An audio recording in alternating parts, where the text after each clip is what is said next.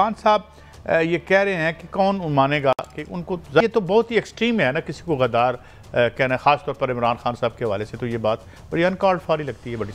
बिस्मिल्लाहिर्रहमानिर्रहीम। देखें काजी साहब, उस शख्स को जिसने वर्ल्ड कप आपके लिए जीता हो, पाकिस्तान के लिए, जिसकी बैरून मुल्क अरबों खरबों की प्रॉपर्टी ना हो, मैं तो किसी को भी गद्दार कहने के खिलाफ बिल्कुल ना हमारे पास अख्तियार है। किसी को उससे राय से इख्तलाफ ज़रूर कर सकते हैं, लेकिन गद्दार या जासूस कहना ये मुनासिब नहीं है हमारे लिए, खुसूसन सहाफ़ियों के लिए।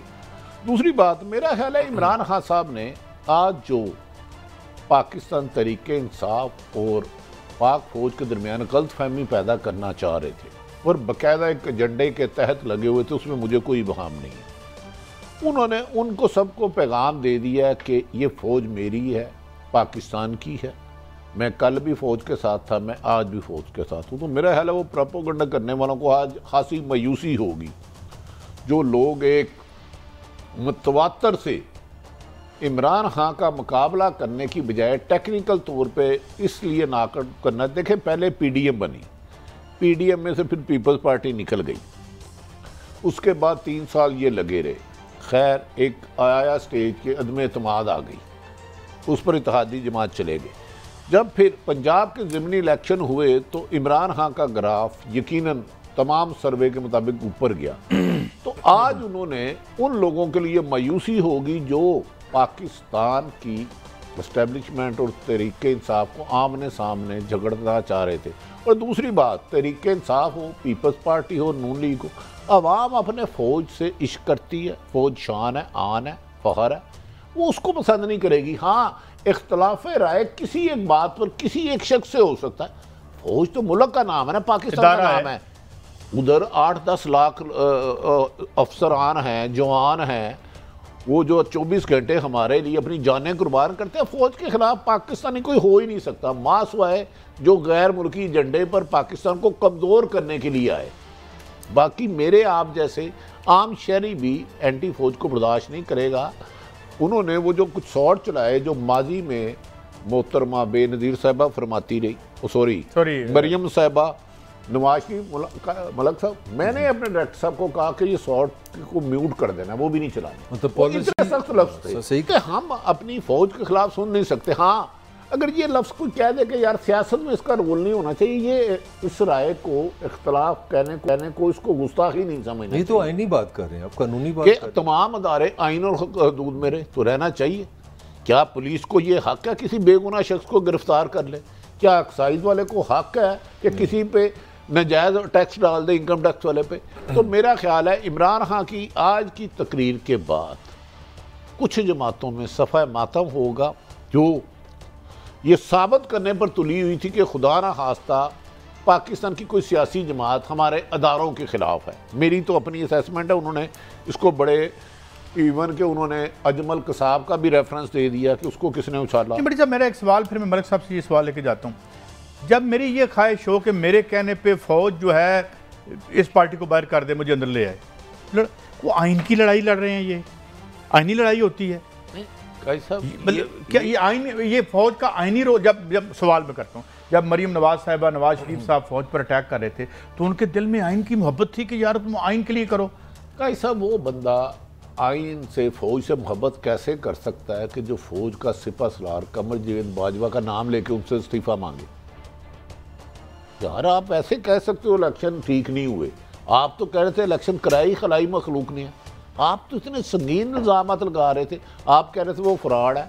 तो मेरे ख्याल में सियासी जमातों को, चाहे पीटीआई है चाहे नून लीग, इन्हें सियासी फ़ौज को अखाड़ा ना बनाएं। सियासी मैदान में फ़ौज को तो डिस्कस करना ही नहीं चाहिए सियासत में, और यकीनन अदारों को भी इन मामलों से दूर रखना चाहिए। पुलिस चलो झूठे पर्चे देती है, ये आम बातें हैं, डवारी थानेदार कल्चर है, लेकिन पाक फौज तो मुल्क की सरहदों की दामन है ना। नहीं, मैं तो मतलब से कौन जीतता कौन हारता 100 वोट, मतलब क्या कोई जेन्युइन रूल ऑफ लॉ की यहाँ लड़ाई हो रही है? पिछले जब से ये गवर्नमेंट्स आई हैं और लड़ रही हैं आपस में, 1 पेज और 2 पेज की लड़ाई हो रही है, ये कोई रूल ऑफ लॉ के लिए लड़ रहे हैं? काजी साहब, to be honest with you, मैं समझता हूँ हमारा पॉलिटिकल फेलियर है। एक ज़माना था, बड़ी मुख्तसर सी बात करूँगा, बट जुल्फ़िकार अली भुट्टो ले गया एक दुश्मन, रोटी कपड़ा मकान, गुर्बत दुश्मन बनाई, पॉलिटिकल कैंपेन की।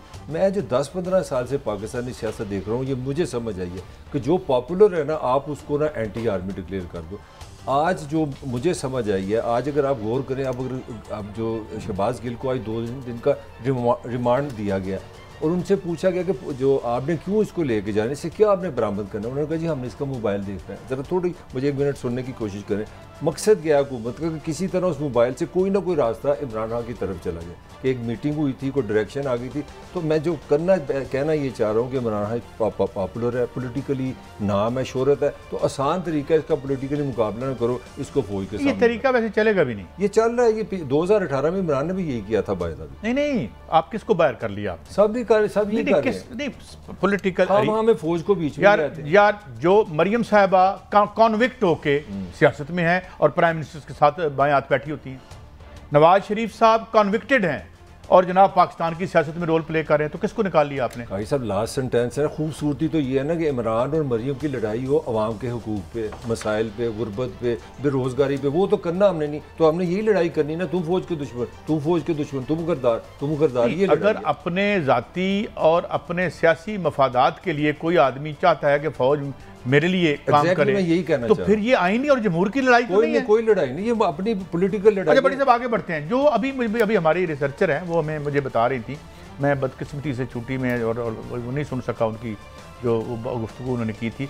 उन्होंने अब जो नया मौक़िफ़ इख्तियार किया है शहबाज गिल साहब ने, वो कह रहे हैं कि मैंने तो शुरू में कह दिया था कि फ़ौज की तो मैंने तारीफ़ की, और मैंने जे बकौल उनके, मैं तो उस ब्यूरोक्रेसी को मुखातब कर रहा था जो इनके मीडिया सेल में इनके लिए नाजायज़ काम कर रही है। अब ये उनका मौक़िफ़ आया है।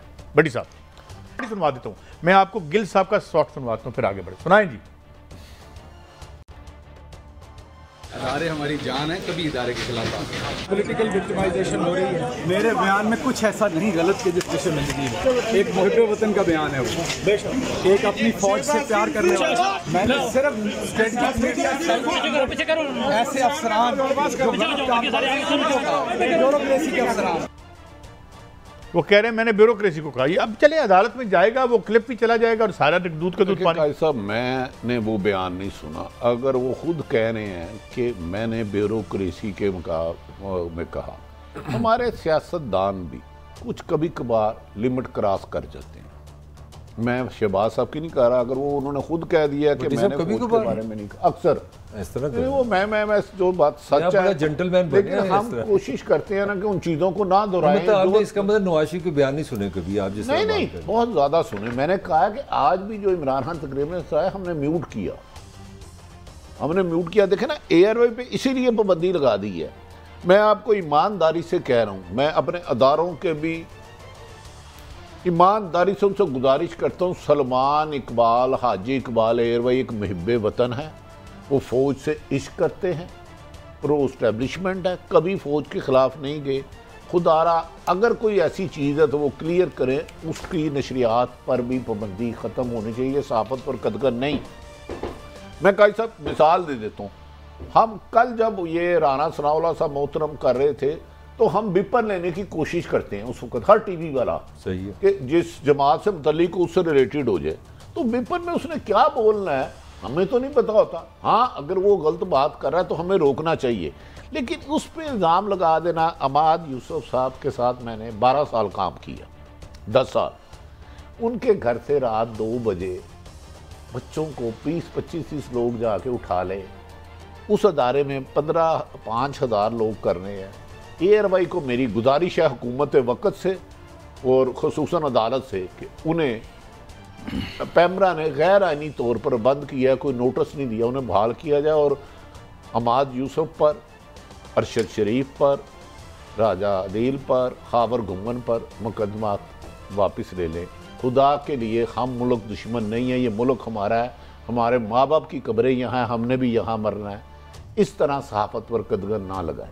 अगर हमने कोई गलत किया तो हम कानून से बाला नहीं है। पहली बात तो ये है कि ये जो राना साहब हमारे दोस्त भी हैं, ये फैसला कौन कहाँ मौजूद था, आप तफ्तीश करें। और आप तफ्तीश कुनंदा नहीं है, आप तो वज़ीर दाखिला हैं। जो तफ्तीश कुनंदा है वो जाके अपना केस रखेगा अदालत के सामने। अदालत ये फैसला करेगी कि खान साहब इसमें मुलजिम है, मुजरिम है, ये बेगुनाह है।